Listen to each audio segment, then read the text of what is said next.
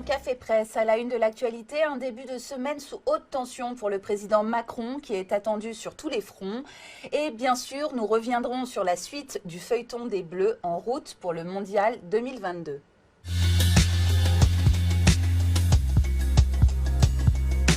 La semaine de tous les dangers, Macron sous pression avant une semaine cruciale, les voyants sont au rouge et pourtant aucun variant à l'horizon dans la stratégie d'Emmanuel Macron. Le Parisien se demande jusqu'à quand peut tenir ce bras de fer entre le chef de l'État et les médecins. Dans le journal du dimanche auquel il s'est confié vendredi dernier, Emmanuel Macron assume totalement. L'unanimité scientifique n'a jamais été au rendez-vous et parfois les faits du lendemain viennent contrecarrer les certitudes de la veille. Pas de changement de direction non plus en ce qui concerne les écoles. La fermeture complète des écoles ne saurait être un tabou, mais elle doit demeurer un dernier recours et une mesure limitée au maximum dans le temps. Sur la stratégie vaccinale, le chef de l'État ne reconnaît pas d'erreur non plus. On va descendre par tranche d'âge pour protéger ceux qui sont plus sujets aux formes graves. On pourra examiner la possibilité de vacciner certaines professions plus particulièrement exposées. Après, on ajustera. Si j'ouvrais à toutes les catégories d'âge d'un coup, il y aurait des inégalités sociales et territoriales dans l'accès aux vaccins, a tenu à préciser le chef de l'État. Nulle remise en question, donc, souligne le JDD, ni de la méthode, ni des objectifs. Et pourtant, ce sont bien 41 directeurs médicaux de crise de l'assistance publique hôpitaux de Paris qui sonnent l'alarme dans une tribune publiée par le même JDD. Évoquant, je cite, une situation de médecine catastrophique, ils disent se préparer à devoir faire le tri des patients afin de sauver le plus de vies possible.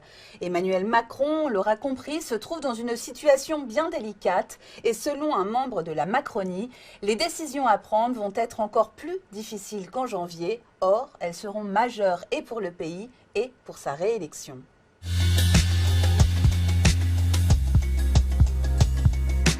Autre dossier particulièrement inflammable sur le bureau du président, la loi climat. Alors que le texte est examiné à l'Assemblée depuis le début de la semaine, ça chauffe entre Macron et les écolos, titre Libération. Ce week-end, des milliers de personnes manifestaient à travers la France pour dénoncer un texte qui ne serait pas à la hauteur des enjeux climatiques. Selon Paul Quignot de Libération, ce projet de loi constitue la pierre angulaire du bilan vert du chef de l'État. Or, toujours selon l'éditorialiste, la virulence des attaques du camp présidentiel ces dernières semaines à l'égard des Verts prouve que la majorité redoute un nouveau succès vert lors des régionales. L'objectif serait alors de décrédibiliser les écologistes. Selon Quignot, la stratégie du président comporte néanmoins des risques, apparaître davantage comme un tacticien anti-vert que comme un président stratège à la hauteur des enjeux environnementaux.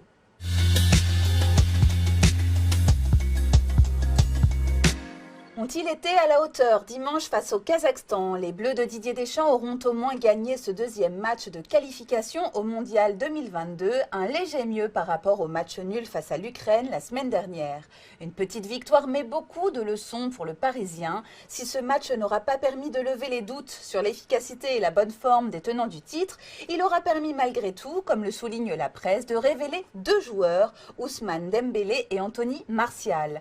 Pour le Parisien, Dembélé, déroutant et décisif dimanche, pourrait bien avoir gagné sa place dans la liste des 23 pour l'Euro. Idem pour Anthony Martial, intéressant dans ses décrochages. Des qualités qui n'auront pas échappé aux sélectionneurs qui s'exprimaient ainsi à la fin du match. Par rapport au profil de l'adversaire, un bloc bas, c'est important de pouvoir décrocher, éliminer, dribbler. C'est ce qu'on a su faire et ces deux joueurs, évidemment, sont dans ce registre-là. La confirmation, peut-être, on l'espère, mercredi face à l'équipe de Bosnie. En attendant, je vous souhaite à tous un excellent début de semaine et vous dis à demain.